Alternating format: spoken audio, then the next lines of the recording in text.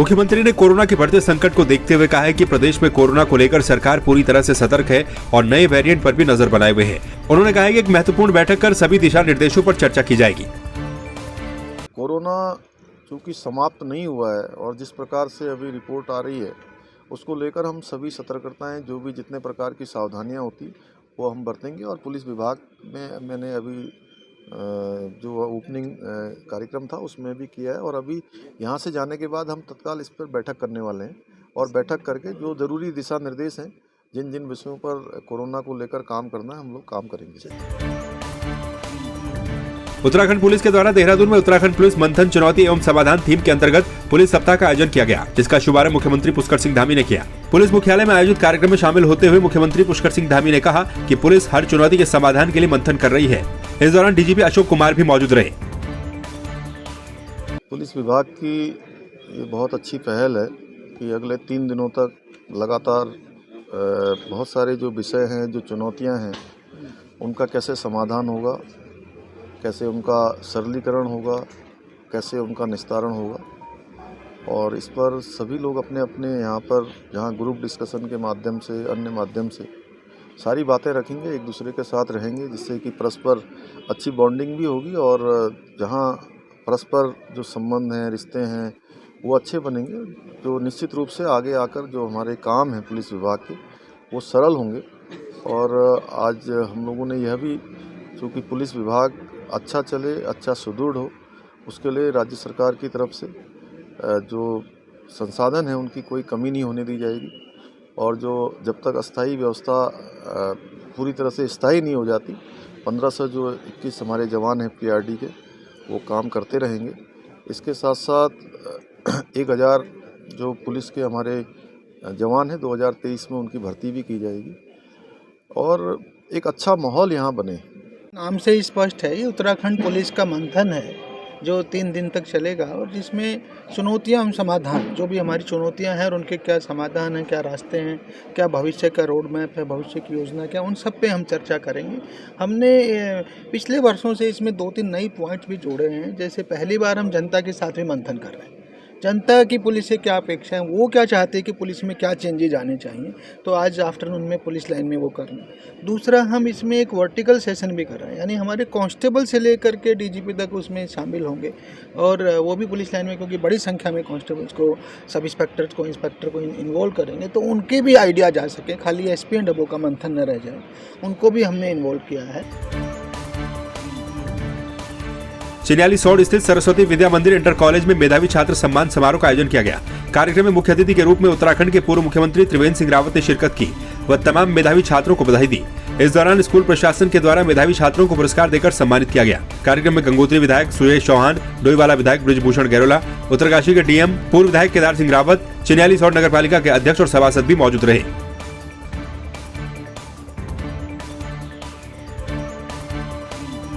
देहरादून में उत्तराखंड राज्य महिला आयोग और राष्ट्रीय महिला आयोग की अध्यक्षता में 1 दिवसीय संवादात्मक बैठक का आयोजन बीजापुर गेस्ट हाउस में किया गया, जिसमें विभिन्न राज्यों की महिला आयोग के अध्यक्षों ने प्रतिभाग किया।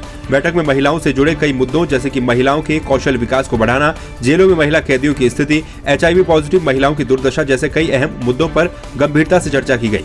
बतौर राज्य महिला आयोग के अध्यक्ष कुसुम कंडवाल ने कहा कि महिलाओं के साथ अपराध की संख्या बढ़ी नहीं है, बल्कि अब महिलाएं समाज के सामने आकर जागरूक होकर अपराधों का विरोध कर रही हैं।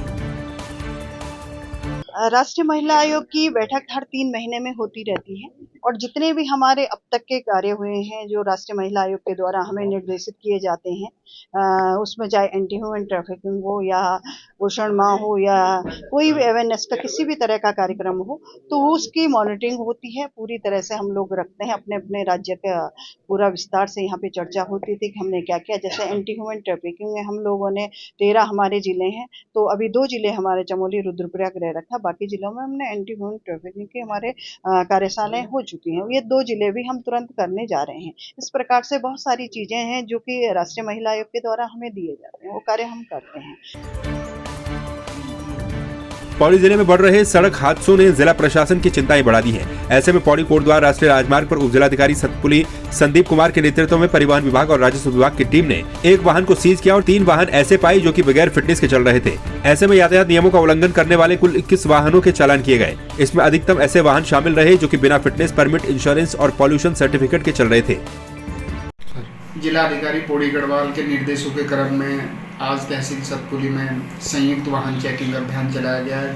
यह अभियान राजस्व विभाग तथा परिवहन विभाग के द्वारा संयुक्त रूप से किया गया है। इसमें अलग अलग उसमें हमने लगभग 21 चालान वाहनों के किए हैं। इसके साथ साथ हमने सीट बेल्ट तथा हेलमेट को लेकर के जो हमारे यात्री हैं उनको हमने मोटिवेट किया है तथा जागरूक किया है। टिहरी जिले के चंबा नगर पालिका क्षेत्र के अंतर्गत स्वामी विवेकानंद एकेडमी चंबा का वार्षिक उत्सव धूमधाम से मनाया गया। इस मौके पर स्कूली छात्र छात्राओं ने रंगारंग कार्यक्रम प्रस्तुत किए। कार्यक्रम में शिरकत करने पहुंचे मुख्य अतिथि टिहरी विधायक किशोर उपाध्याय ने दीप प्रज्वलित कर कार्यक्रम का शुभारंभ किया। इस मौके पर उन्होंने कार्यक्रम में सांस्कृतिक प्रस्तुति करने वाले बच्चों को पुरस्कृत भी किया। कि आप लोग जो हमारे ये बच्चे हैं और हम लोग, हमारा जन्म ऐसी धरती में हुआ जिस धरती ने माँ गंगा, माँ यमुना जैसी पवित्र नदियों को जन्म दिया है, वही हमारा जन्म भी हुआ है। ये कोई छोटी बात नहीं है। ये धरती का गौरव है कि जो गंगा माँ को धारण कर सकती है और वही हमारा जन्म हुआ। बताओ ये कम कोई छोटी बात है? टिहरी के नेहरू युवा केंद्र जौनपुर ब्लॉक के द्वारा नमामि गंगे परियोजना के अंतर्गत पॉलिथीन मुक्त गंगा ग्राम जागरूकता के लिए अभियान चलाया गया। राजकीय उच्च प्राथमिक विद्यालय हटवाल गांव के छात्र छात्राओं ने रैली निकालते हुए शपथ ली और स्वच्छता अभियान भी चलाया। छात्रों ने सौंग नदी के आसपास अभियान चलाते हुए पॉलिथीन और अन्य कूड़े को एकत्रित किया। कार्यक्रम में प्रधानाचार्य नारायण प्रसाद सुयाल के द्वारा छात्र छात्राओं को नमामि गंगे परियोजना के बारे में विस्तृत जानकारी दी गई। आज हमने नमामि गंगे परियोजना के तहत राज्य के उच्च प्राथमिक विद्यालय हटवाल गांव के छात्र छात्रों के साथ रैली निकाली तथा सौंग नदी में स्वच्छता अभियान चलाया तथा प्लास्टिक एकत्रित कर उसका निस्तारण किया गया। आज हमने नमामि गंगे के तहत ग्राम हटवाल गांव में गंगा के तट पर नमामि गंगे कार्यक्रम के तहत एक रैली का आयोजन किया गया है और जिसमें कि इस तट की हमें सफाई की और सफाई के साथ साथ ही ये तो यह संदेश भी हमने लोगों को दिया कि नदी में कूड़ा करकट न फेंके और नदी जो कि करोड़ों लोगों की का जीवन यापन करने और भरण पोषण करने का बहुत बड़ा साधन है, वह आज जो तो अपने अस्तित्व के लिए तरस रही है और ये प्रतिज्ञा भी नमामि गंगे के तहत आज यहाँ पर ली गई। क्रिसमस सेवा सप्ताह के दौरान बागेश्वर के सेंट जोसेफ स्कूल के द्वारा राजकीय वृद्धाश्रम व समाज कल्याण विभाग के बच्चों और बुजुर्गों को कंबल, फल, टॉफी, बिस्किट, कपड़े और अन्य खाद्य सामग्री का वितरण किया गया। इस दौरान स्कूल के बच्चों ने रंगारंग सांस्कृतिक कार्यक्रमों की प्रस्तुतियां भी दी।